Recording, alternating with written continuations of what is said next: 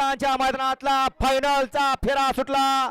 Final मध्ये एकूण 7 जण पाहतात आणि 7 जणांच्या मध्ये लढत चालू आहे। कोण करणार 1 नंबरचा मानकरी, कोण पटकावणार? अतिशय सुंदर अशी लढत आणि लढत झाली।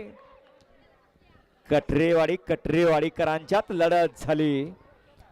आड्याला होता बाब्या डॉन शंकर आणि पड्याला होता बकासूर आणि गोकुळ। लढत पाहायला मिळाली घरच्या साजामध्ये 1 नंबर आणि 2 नंबर साठी। सुंदर असा फायनलचा फेरा संपन्न झाला सूर्याच्या साक्षीनं।